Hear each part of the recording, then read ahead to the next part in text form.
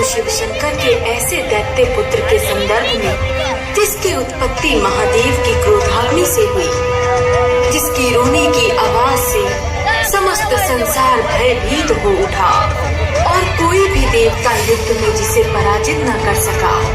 प्रभु शिव शंकर का वो दैत्य पुत्र जिसने स्वयं को महादेव से सर्वोपरि समझ उनसे युद्ध किया।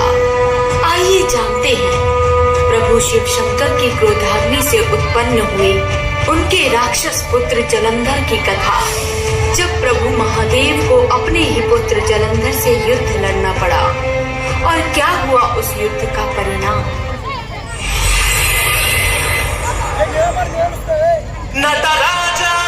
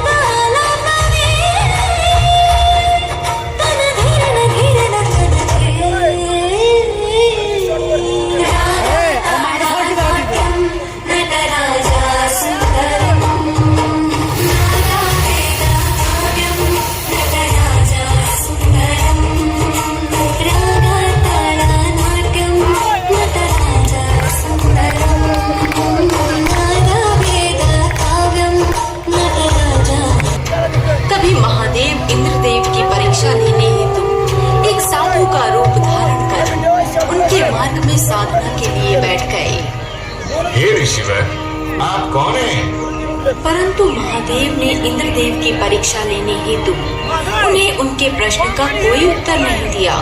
ये देखकर इंद्रदेव को अत्यधिक क्रोध आ गया उन्होंने महादेव पर प्रहार करने का प्रयास किया। इंद्रदेव को ऐसा करता देख महादेव अत्यंत क्रोधित हो उठे और उनकी क्रोधाग्नि के कारण उनके नेत्र लाल हो गए। ये देखकर गुरु बृहस्पति को ये ज्ञात हुआ कि ये साधु के रूप में कोई और नहीं बल्कि स्वयं महादेव है। क्षमा कीजिए महादेव, मैं आपसे विनती करता हूँ प्रभु, आप कृपया इंद्रदेव को उनकी गलती के लिए क्षमा करें महादेव। आप कृपया अपनी क्रोध अग्नि से हमें दंडित ना करें प्रभु। महादेव ने गुरु बृहस्पति की विनती सुनकर अपनी क्रोधाग्नि को एक समुद्र में विलीन कर दिया और इंद्रदेव को क्षमा कर दिया। परंतु महादेव की क्रोधाग्नि से समुद्र में एक बालक की उत्पत्ति हुई, जिसके रोने की आवाज से समस्त संसार भयभीत हो उठा। सभी देवतागण इस समस्या के समाधान हेतु ब्रह्मा जी के पास पहुँचे। तब ब्रह्मा जी उस बालक को शांत कराने हेतु उसके पास पहुँचे। ब्रह्मा जी ने जब उस बालक को अपने हाथों में लिया, तब उस बालक ने ब्रह्मा जी के गले को बहुत अधिक बल से अपनी हथेलियों में जकड़ लिया, जिस कारण ब्रह्मा जी के नेत्रों से जल बह निकला। तुम्हारे बल से मेरे नेत्रों से आंसू बह निकले, इसलिए आज से तुम्हें यह संसार जलंधर के नाम से जानेगा। तुम्हारे उत्पन्न होते ही युवा होने के कारण तुम महापराक्रमी हो जाओगे और कोई भी देवतागण तुम्हें पराजित ना कर सकेगा, परंतु तुम्हारा संहार केवल महादेव के हाथों ही संभव होगा।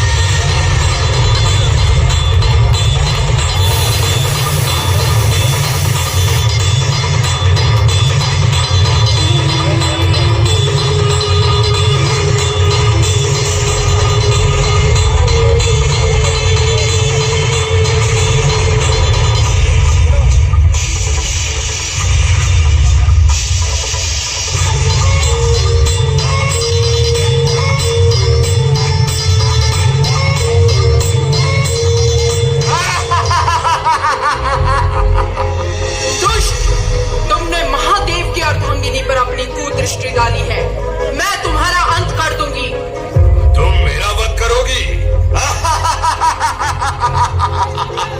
मैं सर्वशक्तिशाली जलंधर हूँ, सबसे श्रेष्ठ। मैं ही तीनों लोकों का स्वामी हूँ, कोई मुझे नहीं मार सकता। मैं सबसे शक्तिशाली हूँ, महादेव भी मुझे कोई हानि नहीं पहुंचा सकते।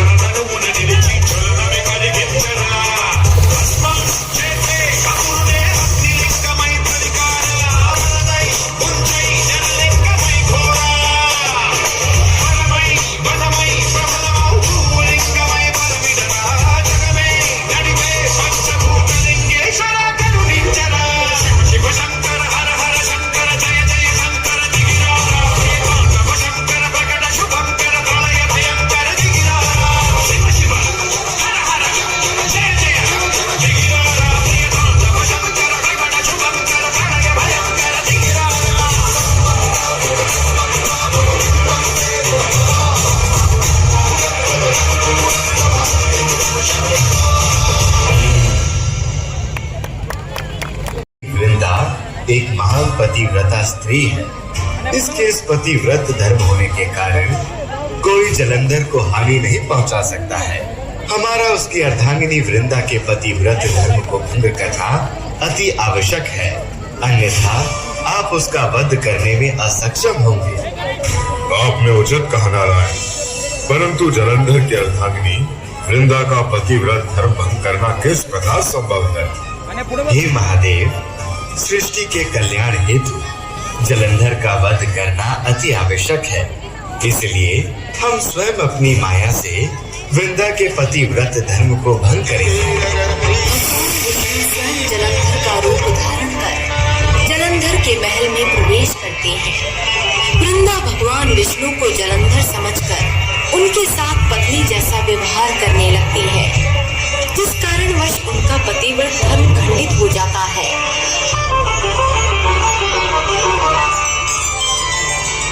सब है अपूर्ण संगीत बिना, सब है अपूर्ण संगीत बिना, सब है अपूर्ण संगीत बिना,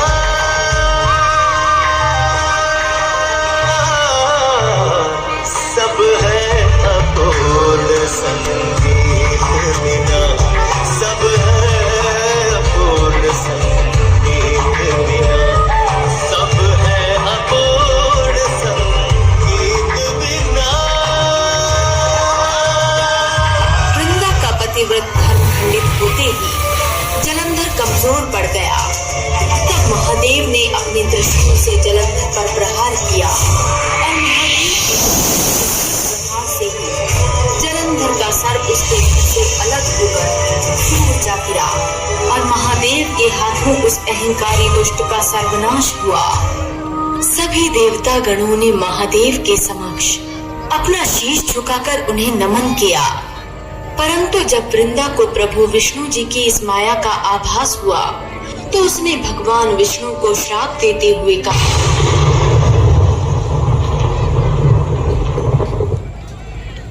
कल्पना भी नहीं की थी कि मेरा स्वप्न इस तरह सत्य होगा। नहीं नारायण, कुछ मत कहिए। आपकी भी तो पत्नी है ना? एक क्षण के लिए भी आपने नहीं सोचा किसी और की पत्नी के साथ ऐसा अनर्थ कैसे कर सकते हैं आप?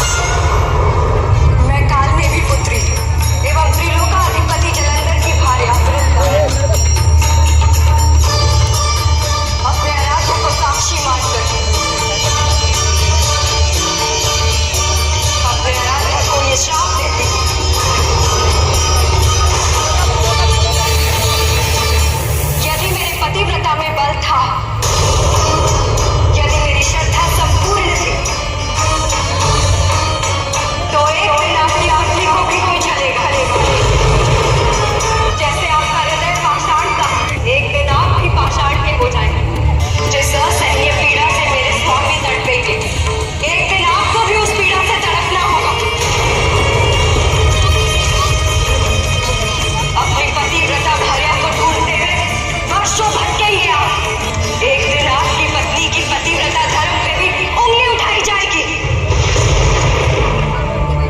स्वामी के योग्य तो नहीं रहे।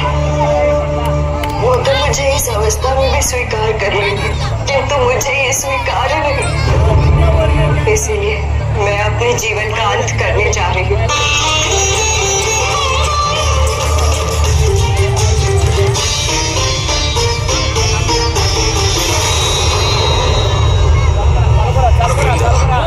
मैं तुम्हारे श्राप का सम्मान सहित वर्ण करता हूँ।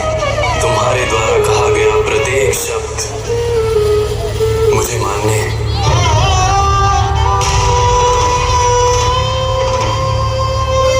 तुम्हारे लिए ये जानना भी अनिवार्य है कि मैंने ऐसा क्यों किया। जो व्यक्ति महादेव का स्थान लेना चाहे, महादेव को चुनौती दे और देवी पार्वती का हरण करे, वो व्यक्ति निश्चित रूप से इस संसार को विनाश की ओर ले जाएगा।